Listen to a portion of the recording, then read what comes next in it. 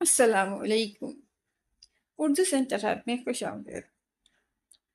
ظہیر الدین بابر بے درپی ناکامیوں نے پہلے مغل بادشاہ کو ہندوستان کا رخ کرنے اور وہاں مغلیہ سلطنت کی بنیاد رکھنے کا حوصلہ دیا۔ یہ تحریر BBC اردو پر پہلی بار 28 دسمبر 2020 کو شائع کی گئی تھی، جسے آج میں آپ کے سامنے پیش کرنے جا رہی ہوں۔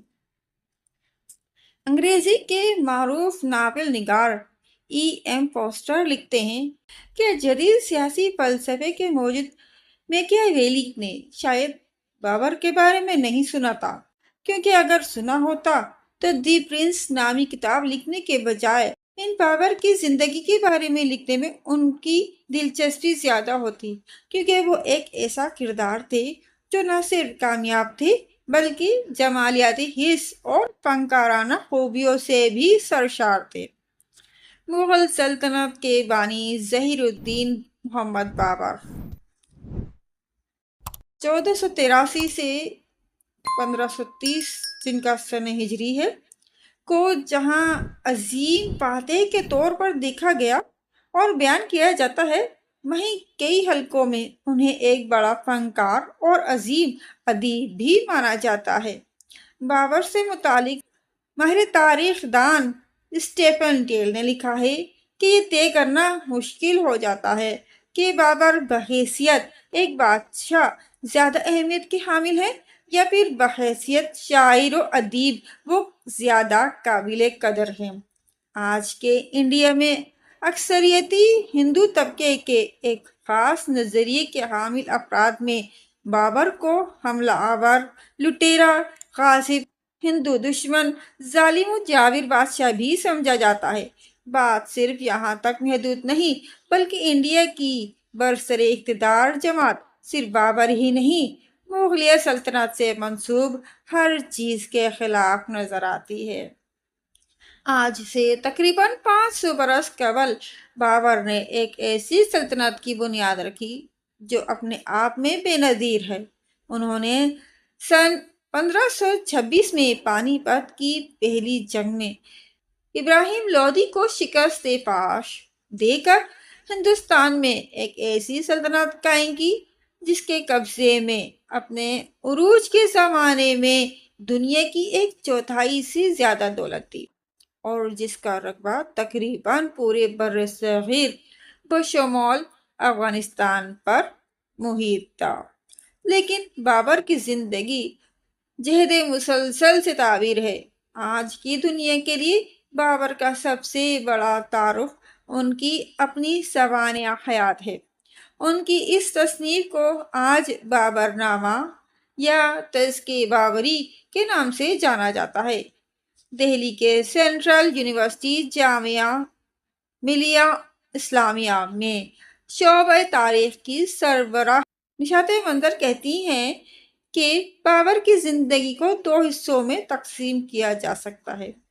ایک حصہ ماورائے نہر کے علاقے میں دریائے سیہو، سیر دریا اور دریائے جیجو آمو دریا کے درمیان وسط ایشیا سے تسلط کی جدوجہد پر محیط ہے، اور دوسرا دور بہت مختصر ہے لیکن انتہائی اہمیت کا حامل ہے کہ محض 4 سال میں انہوں نے ہندوستان کی ایک عظیم سلطنت کی بنیاد رکھی جو تقریباً 300 سال تک چلتی رہی۔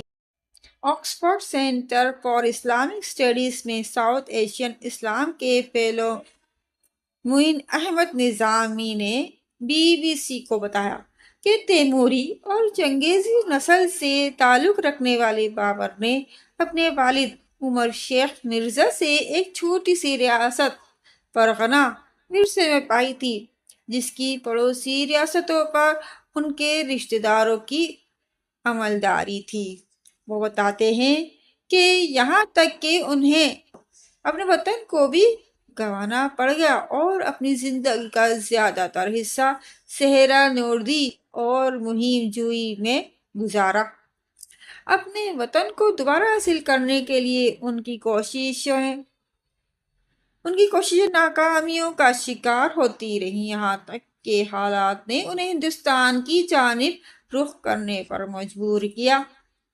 بابر نے اپنی سوانح عمری میں اس وقت کی اپنی پے در پہ ناکامیوں کا ذکر کرتے ہوئے لکھا، جتنے دن تاشکند میں رہا، اتنے دن میں نے بے حد تنگی اور مصیبت اٹھائی۔ نہ ملک قبضے میں تھا اور نہ اس کے ملنے کی امید تھی۔ نوکر چاکر اکثر چلے گئے تھے، جو کچھ پاس رہ گئے تھے وہ مفلسی کے سبب میرے ساتھ پھر نہ سکتے تھے۔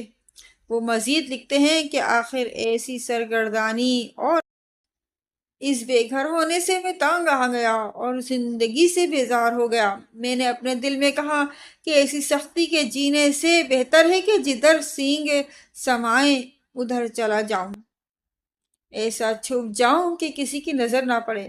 لوگوں کے سامنے ایسی ذلت و بدحالی سے رہنے سے بہتر ہے کہ جہاں تک ممکن ہو دور نکل جاؤں، جہاں مجھے کوئی نہ پہچانے۔ یہ سوچ کر خطہ شمالی چین جانے کا مصمم ارادہ کر لیا۔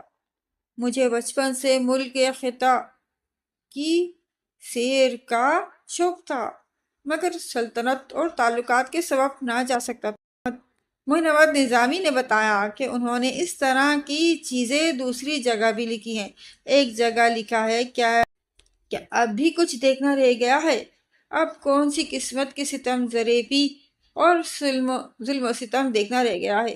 ایک شعر میں انہوں نے اپنی کیفیت کا اظہار کیا ہے، جس کا مفہوم یہ ہے کہ نہ تو اب میرے پاس دوست و احباب ہیں، نہ ملک و مال ہے۔ مجھے ایک پل کا بھی قرار نہیں۔ یہاں آنے کا فیصلہ میرا تھا، لیکن اب میں واپس بھی نہیں جا سکتا۔ بابر کی اسی ہیجان انگیز اور تلاطم خیز حالات کی تصویر کشی ڈاکٹر پریمکل کادروف نے اپنی سوانحی ناول ظہیر الدین بابر میں کی ہے۔ ایک جگہ وہ لکھتے ہیں کہ بابر دم لینے کے لیے ذرا رکا، لیکن اس نے اپنی بات جاری رکھی، سب کچھ فانی ہے۔ بڑی بڑی سلطنتیں تک اپنے بانیوں کے دنیا سے اٹھتے ہی ٹکڑے ٹکڑے ہو جاتی ہیں، لیکن شعرا کا کلام صدیوں تک زندہ رہتا ہے۔ انہوں نے اپنا ایک شعر کبھی جمشید بادشاہ کے ذکر کے بعد ایک جگہ پتھر پر کندہ کرا دیا تھا، جو اب تاجکستان کے ایک میوزیم میں ہے۔ وہ ان کے حالات کی ترجمانی کرتا۔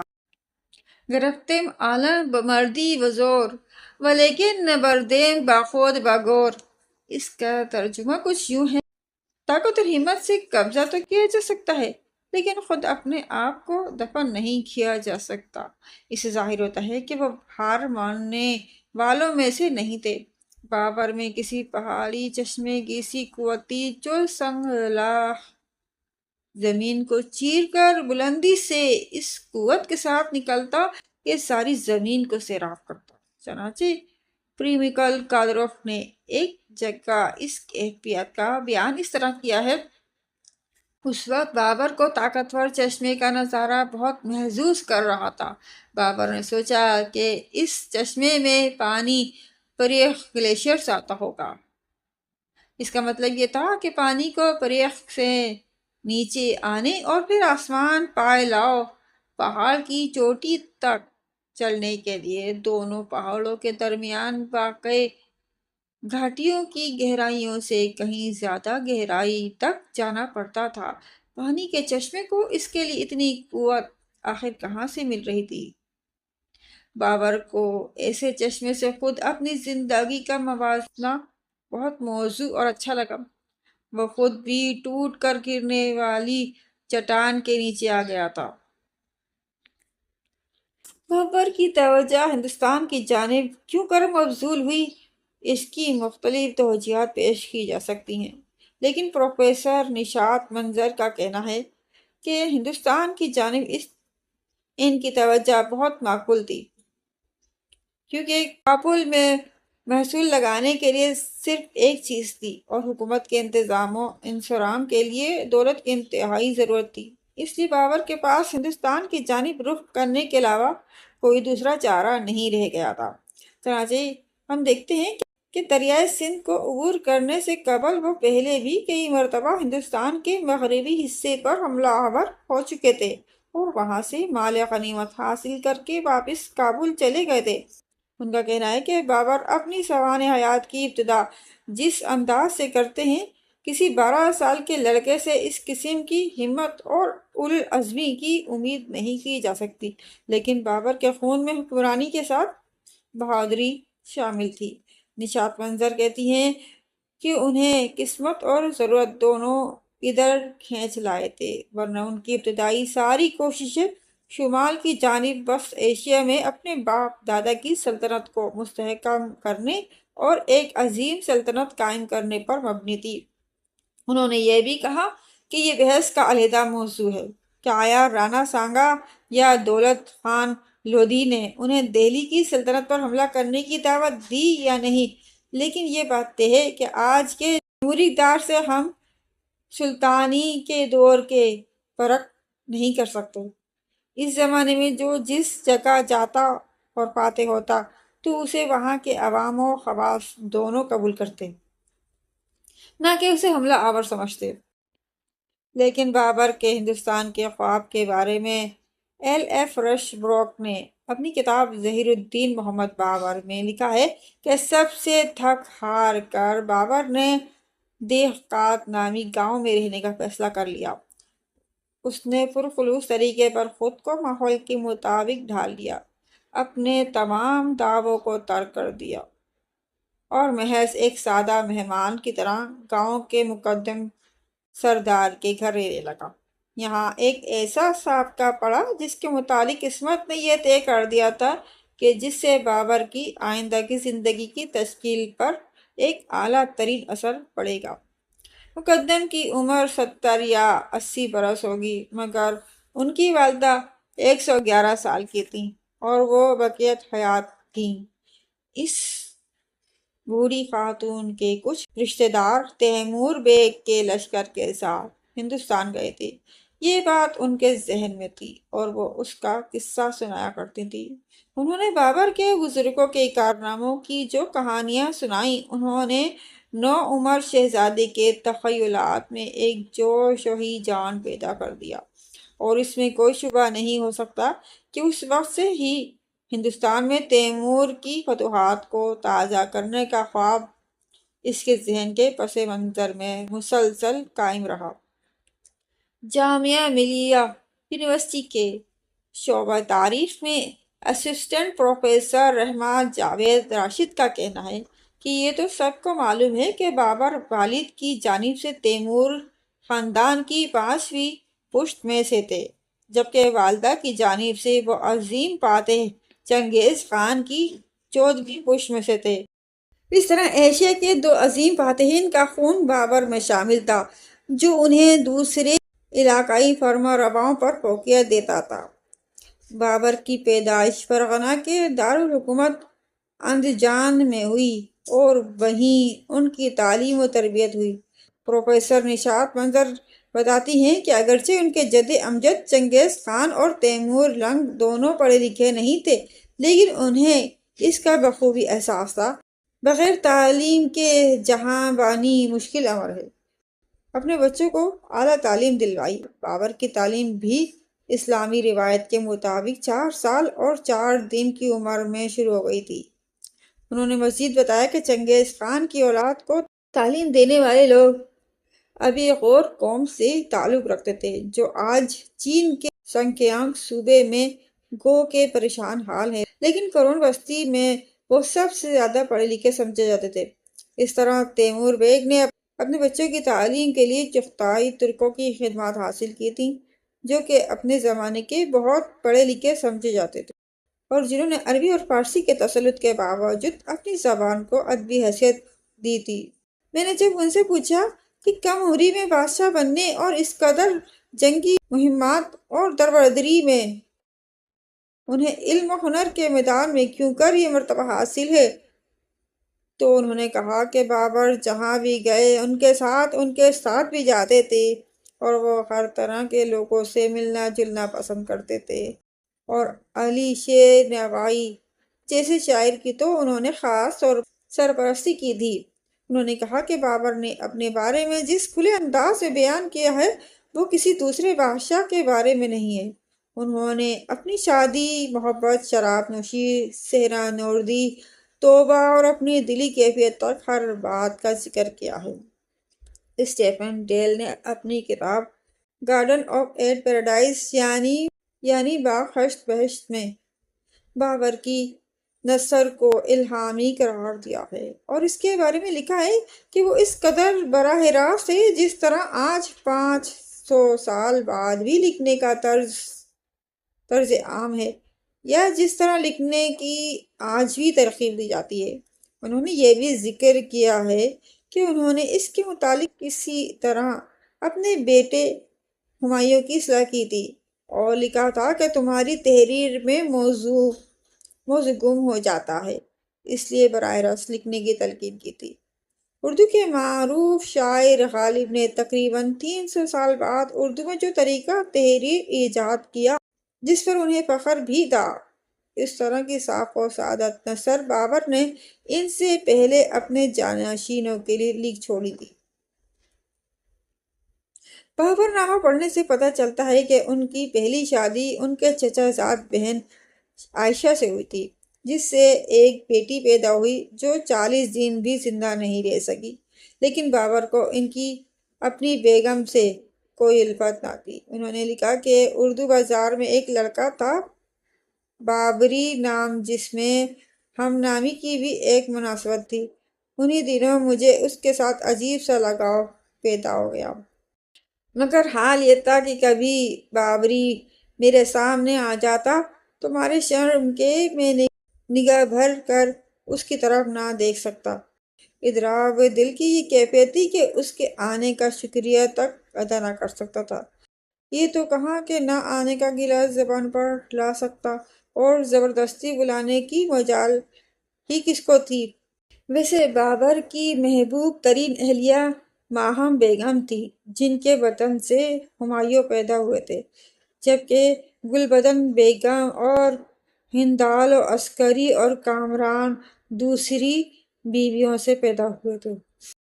بابر پر ہندوستان میں حملہ آور ہونے اور منادر توڑنے، ہندوؤں کو بزور شمشیر مسلمان بنانے کے الزامات لگائے جاتے ہیں، جبکہ ان کے پوتے جلال الدین محمد اکبر کو سلیکل کہا جاتا ہے اور مذہبی رواداری انہی کا حصہ تصور کی جاتی ہے۔ بابر کی زندگی میں مذہب کا بہت دخل تھا اور وہ بہت سے لوگوں کے بارے میں بیان کرنے کے دوران اس بات کا ذکر کرنا نہیں بھولتا تھا کہ وہ نمازی تھا، یا یہ کہ اس نے فلاں نماز کے وقت سفر شروع کیا اور فلاں نماز وہاں پڑھی۔ اگرچہ وہ نجومیوں اور ستارہ شناسوں سے احوال دریافت کرتے تھے، لیکن توہم پرستی سے دور تھے۔ چنانچہ کابل کے اپنے بیان میں بابر نے لکھا ہے کہ یہاں کے بزرگوں میں ایک ملا عبد الرحمن تھے، یہ عالم تھے اور ہر وقت پڑھتے رہتے تھے۔ ان کا اسی حال میں انتقال ہوا۔ لوگوں کا بیان ہے کہ غزنی میں ایک مزار ہے، اگر اس پر درود پڑھو تو وہ ہلنے لگتا ہے۔ میں نے اس کو جا کر دیکھا تو وہ قبر ہلتی ہوئی معلوم کیا تو پتہ چلا کہ وہاں کے مجاوروں کی چالاکی ہے۔ قبر کے اوپر ایک جال سا بنایا ہے، جب وہ جال پر چلتے ہیں تو وہ ہلتی ہے، اور اس کے ہلنے سے قبر بھی ہلتی ہوئی معلوم ہوتی ہے۔ میں نے اس جال کو کھلوا دیا اور گنبد بنوایا۔ بابر نامہ میں اس قسم کے دوسرے واقعات بھی ملتے ہیں، لیکن بابر کی موت اپنے آپ میں ایک بہت روحانی واقعہ ہے۔ گلبدن بانو نے اسے تفصیل کے ساتھ بیان کیا ہے کہ کس طرح ہمایوں کی حالت خراب ہوتی جا رہی تھی، تو بابر نے ان کی چارپائی کے گرد چکر کاٹے اور نظر مانی۔ وہ لکھتی ہیں کہ ہمارے یہاں ایسا ہوتا تھا، لیکن بابا جانم نے تو اپنی جان کے بدلے ہمایوں کی جان مانگ لی تھی۔ چنانچہ یہ ہوا کہ ہمایوں اچھے ہوتے گئے اور بابر علیل، اور اسی حالت میں 26 دسمبر 1530 کو ایک عظیم فاتح نے دنیا کو الوداع کہا اور اپنے پیچھے بے شمار سوالات چھوڑ گیا۔